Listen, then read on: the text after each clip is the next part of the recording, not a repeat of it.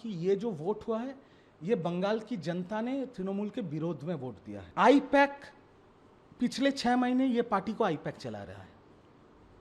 बच्चे बच्चे लड़के दूसरे दूसरे राज्य के वो सांसदों को, विधायकों को, हम लोगों को सिखा रहे हैं कि क्या करना है, क्या बोलना है। दीदी और अभिषेक जी को इसका जिम्मेदारी लेना पड़ेगा कि कैसे आप दोनों के रहते हुए एक बाहर की संस्था पूरा एक पार्टी को कैप्चर कर लिया। आज दीदी के नाम पे सुप्रीम कोर्ट पे ईडी का केस चल रहा है। केस का कुछ इधर उधर हो गया तो दीदी को जेल भी हो सकता है। जब दूसरे फेज का वोट खत्म हुआ, अगले दिन सुबह आईपैक के डायरेक्टर विनेश चंडेल को बेल मिल गया। देखिए, मैं पहला एक सवाल आपका जो सवाल है उसका पहला एक सीधा जवाब देता हूं कि ये जो वोट हुआ है ये बंगाल की जनता ने तृणमूल के विरोध में वोट दिया है। इसका कोई रोक ढोक नहीं है, कोई नाटक इसको लेकर नहीं कर सकते। जनता ने तृणमूल के खिलाफ वोट किया है। पर यह भी सच है कि तृणमूल को 41% वोट मिला है और भाजपा के साथ तृणमूल का फर्क सिर्फ 32 लाख वोट का है। पर जितना भी वोट तृणमूल को मिला है सिर्फ दीदी के शक्ल पे मिला है। अब हारी क्यों तृणमूल कांग्रेस? नुकसान नहीं हुआ, हार गई ना तृणमूल कांग्रेस। हारी क्यों? 3 प्रधान कारण। Number 1 IUPAC. नंबर 1 आईपैक पिछले 6 महीने ये पार्टी को आईपैक चला रहा है।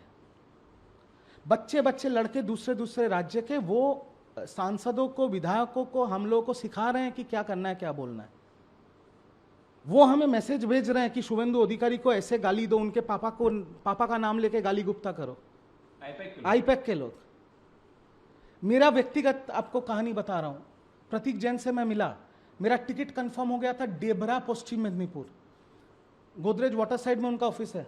उनके ऑफिस से मैं निकला, उनके ऑफिस के बाहर ही दूसरा एक अर्जुन बोल के कोई व्यक्ति है, उसका ऑफिस है। वो शायद मेरे पे डिफेमेशन केस भी कर सकता है क्योंकि कोई प्रमाण नहीं है। उसने मेरे को बोला टिकट चाहिए तो 50 लाख देना पड़ेगा। मैंने पार्टी को भी नहीं बोला, डर के वजह से, क्योंकि इतने आईपैक ही तो चला रहा है सब, किसको बोलूं। क्योंकि तब एक लड़का जो पढ़ा लिखा लड़का है, जो विदेश से डिग्री करके आया है, जो कोई राजनीतिक परिवार का लड़का नहीं है। मेरे माँ बाप तो कोई पॉलिटिशियन नहीं, एमपी एमएलए नहीं है कि हमको ऐसे ही मिल जाएगा विरासत में टिकट। मेहनत करके इस जगह तक पहुंचा था। मैं घर पे आके मेरी माँ को, मेरी बीवी को बोला ये बात, उन्होंने अपना जेवर मेरे हाथ पे रख दिया। मैं सोचा उसको बेच के टिकट लूंगा। माँ काली ने बचा लिया। अगला दिन मेरे को लगा ये गलत हो रहा है, मैंने उनको जेवर वापस कर दिया, नहीं तो घर पे क्या मुंह दिखाता। नहीं दे पाया पैसा। मेरे को प्रतीक जैन जी ने फिर बुलाया, बोल के, प्रतीक जैन ने कभी पैसा नहीं मांगा, झूठ नहीं बोलूंगा। उन्होंने बोला कि अभी प्रोटोकॉल फॉलो करना है। और मैं आपको तथ्य देके बोल रहा हूं, उस टाइम घाटाल सांगठनिक जिला पश्चिम मेदिनीपुर डेबरा जिसके अंडर पड़ता है, उसका प्रेसिडेंट श्री अजीत माइती, जो मल्टीपल टाइम एमएलए रहे, उन्होंने अपने लेटर हेड में डेबरा में मेरा नाम, सिर्फ एक नाम, 2-3 भी नहीं, एक नाम उन्होंने खुद दीदी के हाथ में 99 में जाके दिया। वो लेटर हेड का फोटो उन्होंने व्हाट्सएप में श्री अभिषेक बैनर्जी और श्री प्रतीक जैन को भेजा। और उसके बाद मैंने पैसे, क्योंकि मेरे पास पैसे तो है नहीं, मैं विधायक और सांसद तो हूं नहीं कि बहुत कमा के बैठा हूं। तो 17 मार्च को जब कैंडिडेट लिस्ट निकला, मैं देखा किसी और का नाम निकल गया।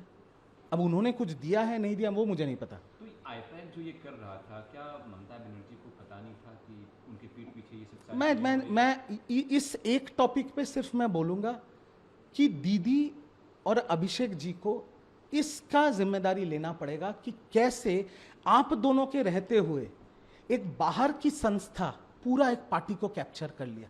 जब प्रतीक जैन के घर पे रेड हुआ, दीदी दौड़ के गई अपना डेटा लेने के लिए कि मेरा पार्टी का डेटा। आज दीदी के नाम पे सुप्रीम कोर्ट पे ईडी का केस चल रहा है।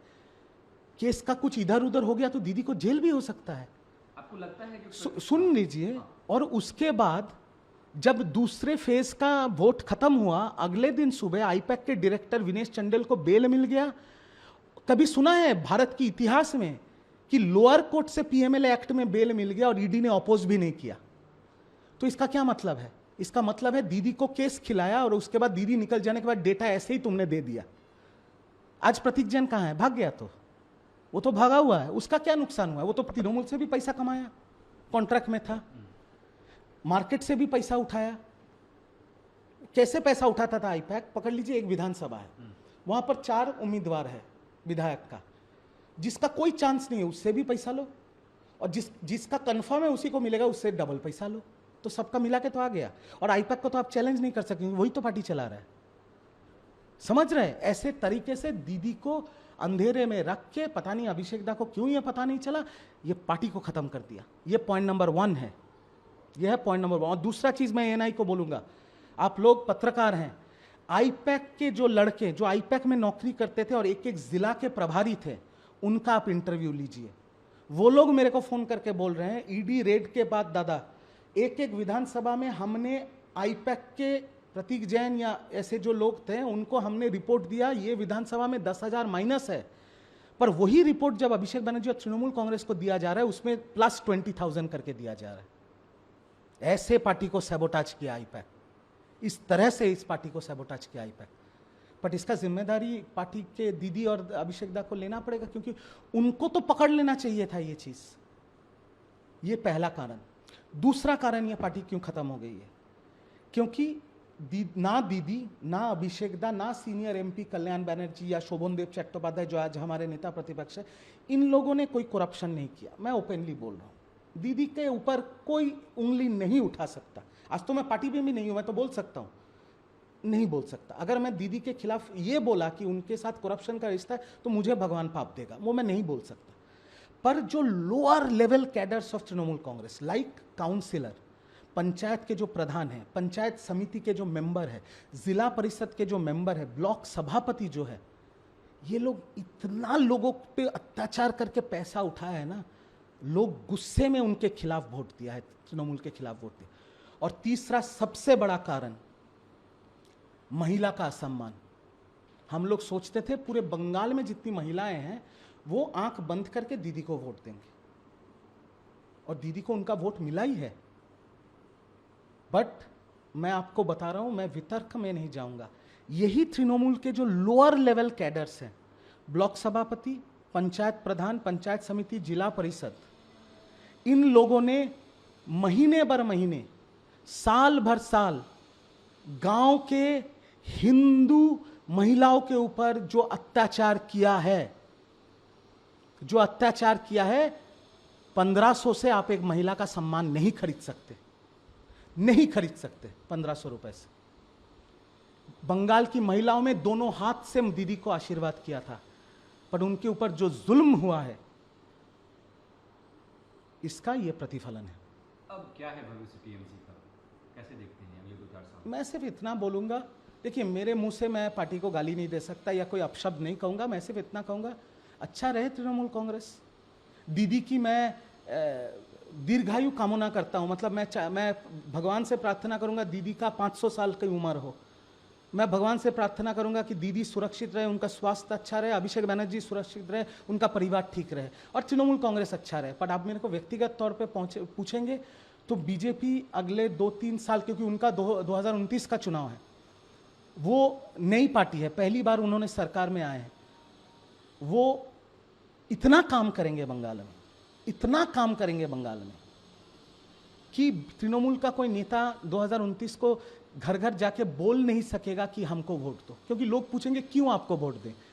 जो सरकार सत्ते में वो तो सारा काम कर रहा है, नौकरी दे रहा है, महिला सुरक्षा हो रहा है, ये वो सब कुछ, तो यही बात है। शुभेंदु दा कल शपथ लिए, आपके संबंध उनसे कैसे हैं और कैसे देखते हैं? शुभेंदु दा मुख्यमंत्री हैं, पहले बीजेपी के मुख्यमंत्री हैं। देखिए मैं एक चीज क्लियरली बताना चाहता हूं आपको,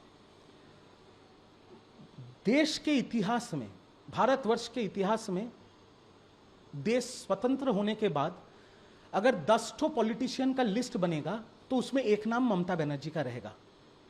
और स्वतंत्र भारतवर्ष के इतिहास के अगर नेता प्रतिपक्ष का नाम लिखा जाएगा तो नंबर 1 ममता बनर्जी का होगा।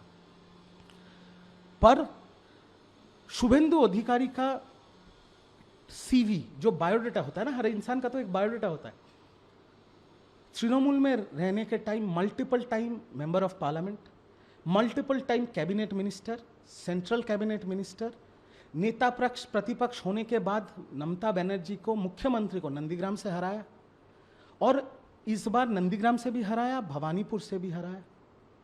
तो उनका सीवी जो है ना वो और किसी का नहीं है। और जिस राज्य में 3-3 बार की मुख्यमंत्री ममता बनर्जी है, उनके बाद अगर इस राज्य में किसी का उस चेयर पे बैठने का हुनर या अधिकार है तो वो शुभेंदु अधिकारी है, और कोई नहीं है, कोई उनके आसपास भी नहीं है। जब वो टीएमसी में थे तब वो रेड रोड पे पीडब्ल्यू टेंट में बैठते थे, तब तो मैं प्रवक्ता भी नहीं था, एकदम रोड साइड कैडर था, मैं ज़मीन से उठा हूँ आज यहाँ पर, मैं फ्लैग लगाता था। तब मैं जब उनके पास जाता था ना, वो इतने मोटे मोटे फिश फ्राई खिलाते थे मुझे, इतने मोटे मोटे। उसके बाद मैंने उनको अटैक किया, नंदीग्राम में खड़ा होकर उनको अटैक किया, क्योंकि मेरे को लॉलीपॉप दिखाया गया था टिकट का और मेरे को बोला गया था कि करो, व्यक्तिगत आक्रमण करो। फिर भी मैंने नहीं किया है, बट जितना किया है प्रवक्ता के तौर पे किया है। इसलिए मैंने अपने वीडियो से भी उनको बोला कि वोट के दौरान, प्रचार के दौरान अगर आपको मैंने व्यक्तिगत कटाक्ष किया है तब मैं इस चीज को लेकर माफी मांगता हूं, और इसमें तो कोई गलत बात नहीं है। और मैं ये भी बोलूंगा, शुभेंदु अधिकारी मुख्यमंत्री बन के 2 दिन हुआ है, सिर्फ 2 दिन, बट इस 2 दिन के अंदर उन्होंने कम से कम 5000 तृणमूल कांग्रेस कर्मी का जान बचाया उन्होंने। पूछिए कैसे? मुख्यमंत्री शपथ लेने से पहले 6 तारीख को उनके पीए को गोली मार दी गई, एकदम सिनेमा स्टाइल में, जैसे हम लोग वेब सीरीज नहीं देखते मिर्जापुर वगैरह, सिनेमा स्टाइल में उनके पीए को गोली मार दी गई। अगर उस दिन हॉस्पिटल से निकल के शुभेंदु अधिकारी बोलता कि अभी बदला होगा बंगाल में, उस रात को 5000 तृणमूल कर्मी का खून हो जाता बंगाल में। शुभेंदु अधिकारी निकल के बोला कोई कानून अपने हाथ में ले लेगा, हम इस मैटर को देख रहे हैं, आप लोग शांति बना के रखिए। तो शुभेंदु अधिकारी मुख्यमंत्री बन के बंगाल के लिए कुछ किया है या नहीं किया है? कम से कम 5000 तृणमूल कांग्रेस कर्मी का जान बचा लिया, और उसके लिए मैं उनको सैल्यूट करता हूं। आगे एक बंगाली के तौर पे, बंगाल जिसकी जन्मभूमि है, बंगाल जिसकी कर्मभूमि है, बंगाल की जनता ने बहुत आस लेके, बहुत बड़ा दिल लेके उनको वोट दिया है, उनको जिताया है। अब हम भी नजर रखेंगे कि वो अपनी वादा को निभाते हैं कि नहीं, वो हिंसा को बंगाल में रोकते हैं कि नहीं, वो औरतों की सुरक्षा देते हैं कि नहीं, वो गुंडों को जेल में डालते हैं कि नहीं। अगर वो नहीं करेंगे तो मैं तो अभी तृणमूल में नहीं हूं, बट एक बंगाली होने के नाते मैं वो प्रश्न भी उनसे करूंगा, क्योंकि आज वो बीजेपी के नेता नहीं है, वो बंगाल के मुख्यमंत्री है, मेरे भी मुख्यमंत्री हैं, आपके भी मुख्यमंत्री हैं।